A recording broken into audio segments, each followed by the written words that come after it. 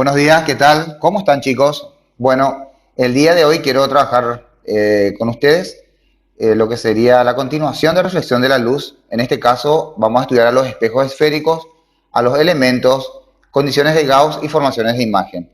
Para eso, quiero invitarles a ver un pequeño repaso de lo que era la reflexión de la luz para mirar algunos elementos muy importantes que vamos a estar utilizando.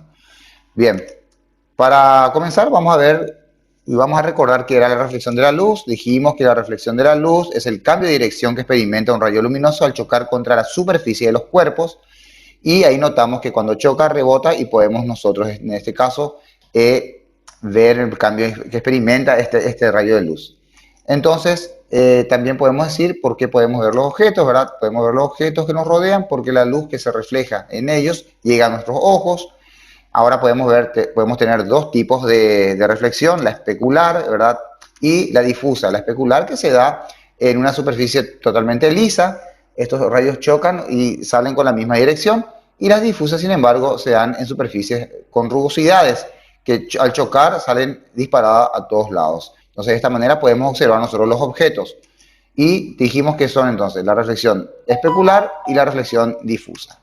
Muy bien, vamos a ver algunas normas, ¿verdad?, que tenemos que tener en cuenta para ver las imágenes. Primeramente dice que la reflexión de la luz se representa por medio de rayos o de dos rayos. El primero es el incidente y el que sale es el reflejado. Si tenemos nosotros un espejo, en este caso, o una superficie, los rayos que chocan en la superficie van a salir rebotados. El rayo que choca era el rayo incidente, el que salía rebotado era el rayo reflejado.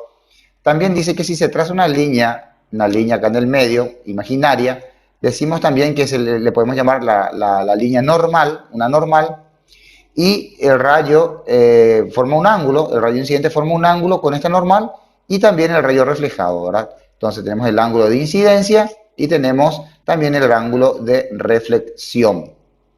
Entonces de esta manera también tenemos otros elementos que vamos a ir mirando en los espejos. Vamos a ver un poco las leyes de la reflexión especular. Dice que la primera de ellas es el rayo incidente, la normal, y el rayo reflejado están en el mismo plano. Acá podemos notar que están todos en el mismo plano. Y dice que el ángulo de incidencia y el ángulo de reflexión, este ángulo de incidencia y este ángulo de reflexión, dice que son iguales, tienen el mismo valor numérico. Los espejos, todos los objetos, o sea, los objetos que producen reflexión especular se llaman espejos, ¿verdad?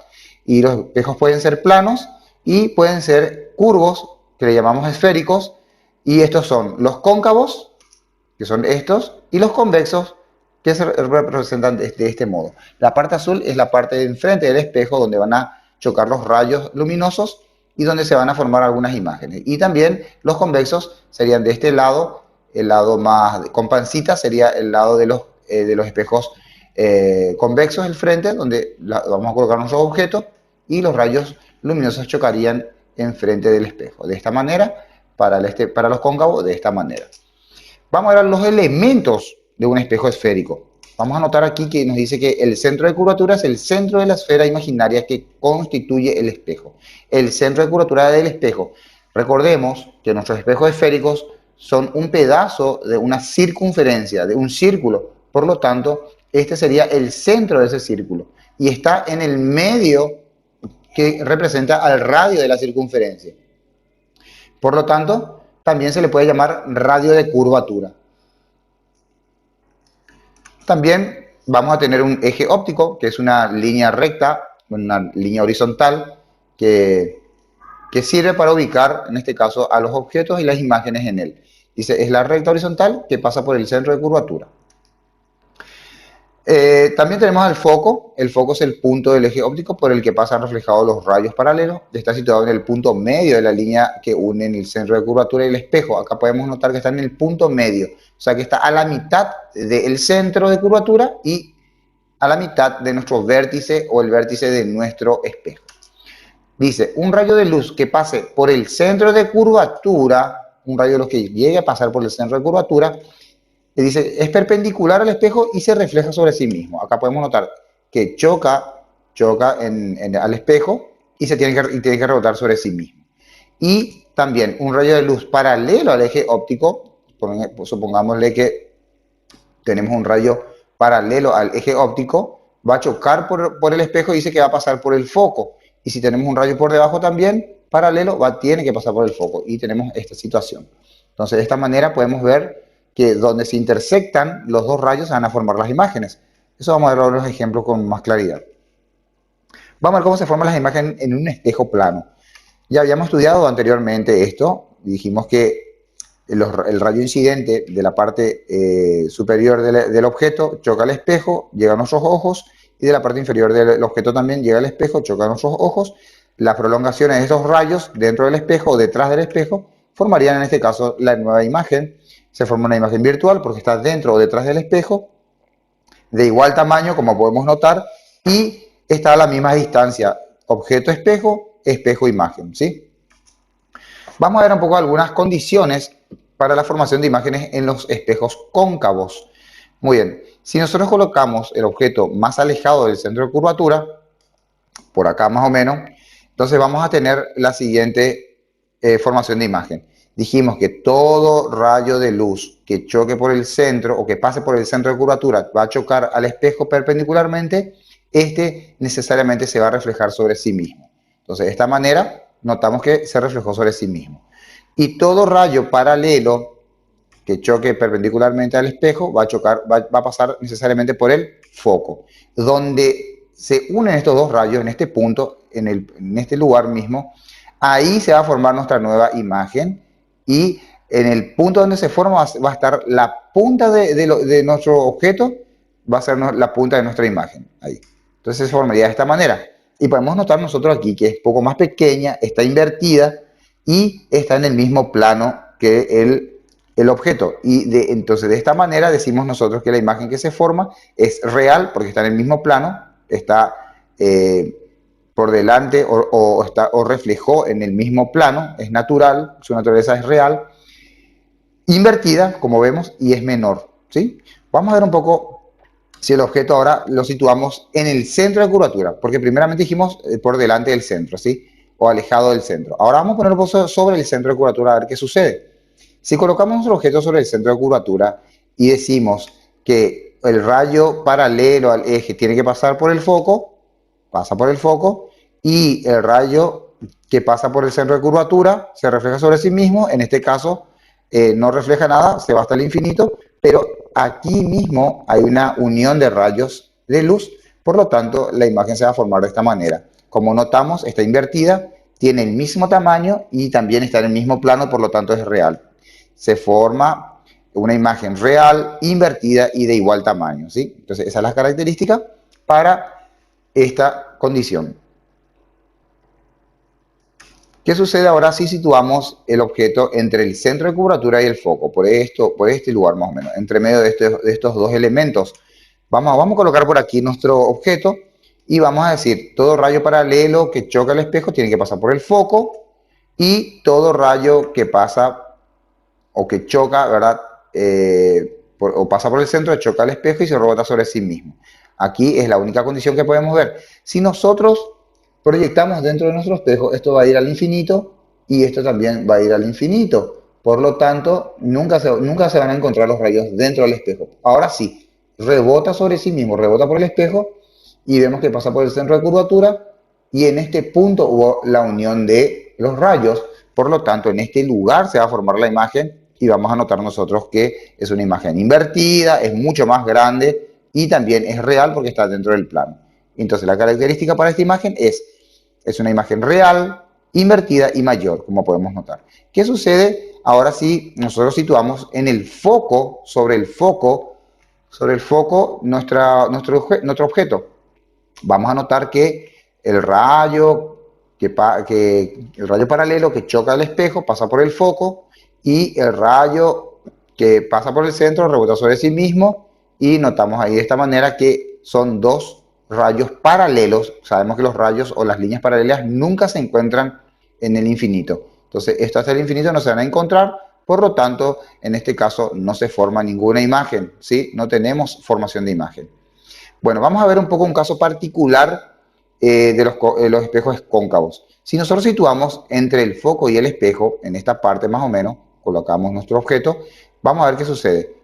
Línea paralela, pasa por el foco y línea que pasa por el centro, rebota sobre sí mismo, proyectamos, hacemos una proyección porque notamos nosotros, si nosotros vemos aquí, si rebota nuestro rayo por el centro de curvatura, se va a ir abriendo con respecto a nuestro foco en el plano real, en el plano donde está nuestro objeto, no se va a formar ni una imagen porque no se van a chocar los rayos. Pero ahora se está cerrando el ángulo para dentro del espejo. Vamos a ver un poco qué sucede.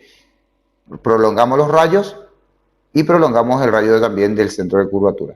Vemos que aquí se une, dentro del espejo se unen los rayos, por lo tanto vamos a tener esta situación. Vemos que ahora la imagen es también es derecha, es mayor, es más grande, pero se dice que cuando está dentro o detrás del espejo es una imagen virtual. Entonces la característica para esta situación dice que se forma una imagen virtual, derecha y mayor. Siempre se va a formar si colocamos entre el foco y el vértice del espejo.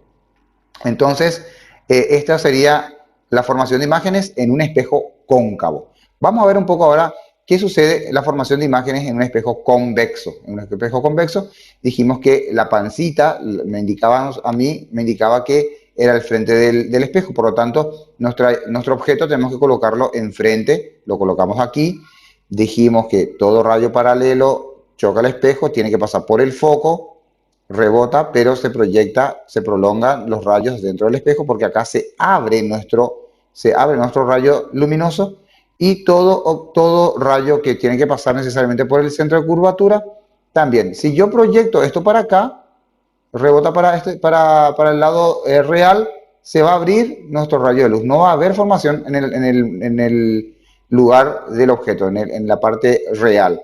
Ahora, si hay un cruce de rayos dentro del espejo, como podemos notar, si prolongamos nuestros rayos, cuando hacemos una prolongación, vemos que ahí, acá sí se unen los rayos, entonces la formación de la imagen se va a formar aquí. Vemos que es una imagen derecha, ¿sí? Es una imagen virtual porque está dentro del espejo, detrás del espejo, pero es más pequeña. Entonces, siempre, para los espejos convexos, siempre se forma una imagen virtual, derecha y menor. Y de esta manera entonces vimos las características de las imágenes que se forman en los espejos cóncavos y convexos a según dónde vamos colocando nuestro objeto, ¿sí? De diferentes condiciones. Como pudimos ver, tuvimos 5 maneras de colocar nuestro objeto en los espejos cóncavos y una manera de colocar nuestro objeto en los espejos convexos. No importa dónde coloquemos nuestro objeto en los espejos convexos, porque siempre va a tener esta característica. Entonces, de esta manera ya vimos y ahora vamos a resolver las situaciones problemáticas de nuestro plan. Bueno, vamos a continuar un poco. Vamos a ver qué nos dice el plan. Los ejercicios. Nos presenta primeramente esta imagen, luego nos pide representar gráficamente un espejo esférico y vamos a indicar en él los elementos. Nosotros ya habíamos hecho más adelante, o sea, anteriormente, y vamos a mirar un poco acá en la parte informativa que tenemos esta representación gráfica donde aparecen sus elementos, ¿sí? Entonces, como vemos acá es una circunferencia, donde este es el centro de curvatura, podemos notar ahí todos los elementos. Entonces, eso vamos a dibujar en esta parte, ¿sí? En este punto número 2. En el punto número 3 nos pide, explicamos cómo se forma una imagen en un espejo esférico, cóncavo y convexo. Como bien sabemos, las imágenes se van a formar cuando los rayos se chocan entre sí, ¿verdad? Los rayos reflejados se van a chocar entre sí, tanto en los cóncavos como en los convexos. En los cóncavos los rayos reflejados y en los convexos los rayos, ¿verdad? También reflejados, pero que se van a prolongar dentro del espejo en este caso, o detrás del espejo en los convexos, ¿sí? Y un solo caso, en el caso de los cóncavos, también los rayos prolongados se van a chocar dentro del espejo también. Tenemos una situación y la única situación en convexo y una situación en cóncavo. Bien, en el punto número 4 nos pide parear. Yo ya pareé acá Por ejemplo, dice en la columna A, imagen real, nos pide imagen derecha, imagen virtual, imagen invertida. Y en la columna derecha dice la imagen se forma detrás del espejo. Entonces, la imagen que se forma detrás del espejo es una imagen virtual. Por eso le ponemos la letra C. En el otro dice la imagen se forma en sentido contrario al objeto. Tendría que ser acá en el mismo, dice. En sentido contrario al objeto. Entonces, esta se refiere que está invertida, ¿verdad? Entonces, una imagen invertida. Y la otra dice la imagen se forma en el mismo sentido del objeto. En el mismo sentido del objeto, entonces significa que es una imagen derecha. Y en el otro punto dice la imagen se forma delante del espejo, es una imagen real, entonces el punto. Entonces va a ser la letra A para parear. En esta parte dice completamos el siguiente cuadro, los siguientes cuadros comparativos, nos pide las diferencias entre un espejo esférico cóncavo y uno convexo, y también una imagen real con virtual. Entonces vamos a diferenciar una de otra, vamos a leer la teoría y luego vamos a completar. En el número 6 dice respondemos las siguientes preguntas. La número 1, ¿en qué posición se encuentra el foco de un espejo esférico?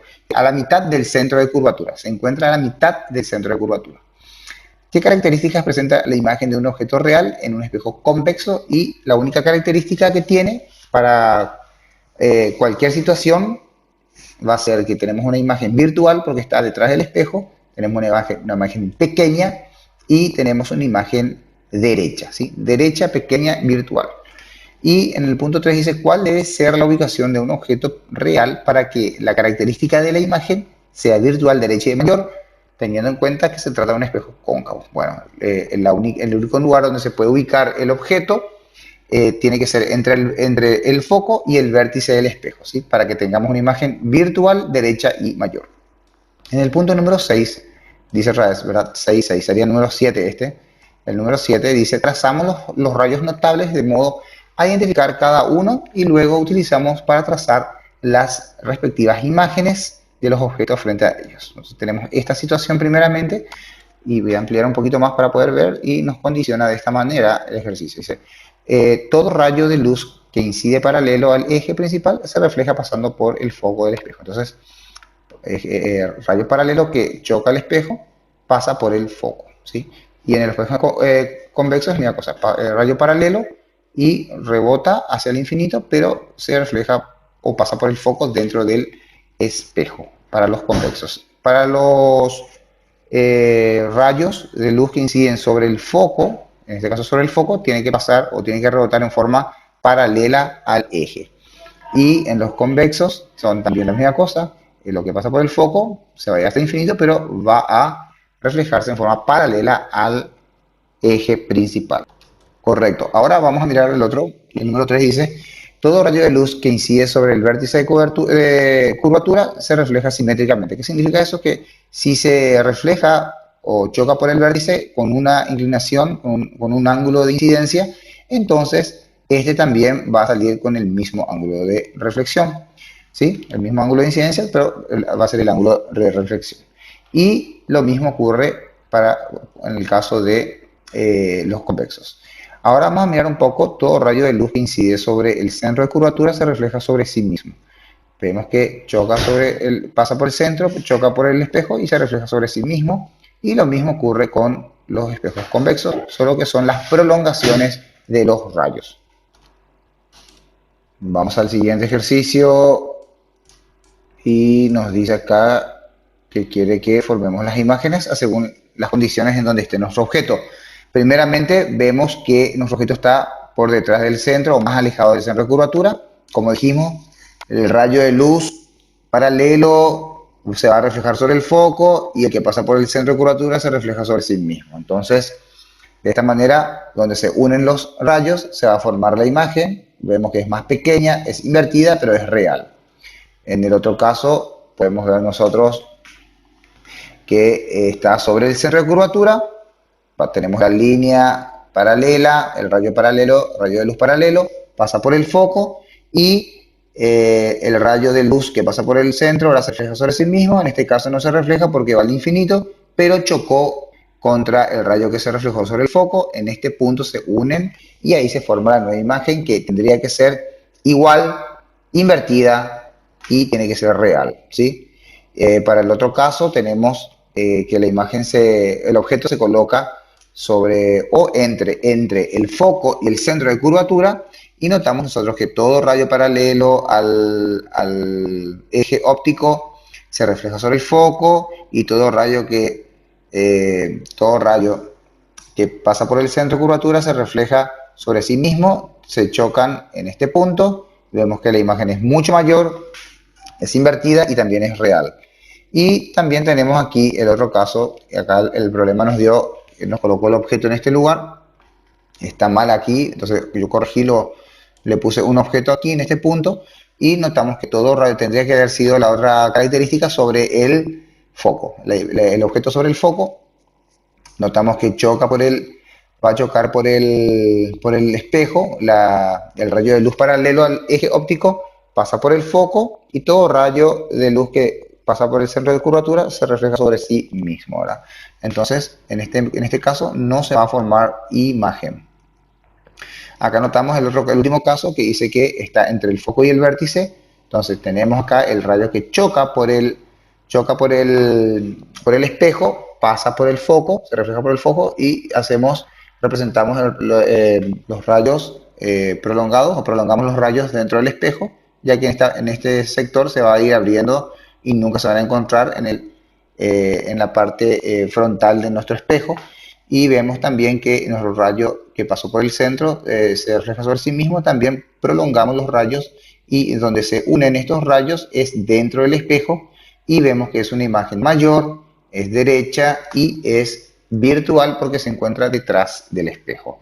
Muy bien, y por último nos dice que quiere también saber como conclusión las características de la imagen cuando se pone enfrente a un espejo convexo, y dice, sin importar la ubicación del espejo, la imagen tiene las mismas características. Y la característica de la imagen es que, en primer lugar, es virtual, en segundo lugar, es menor que la original, que el objeto, y es derecha. Bueno, y de esta manera, chicos, terminamos este contenido y nos vemos en los otros ejercicios en los próximos planes. Chao, chao, chicos.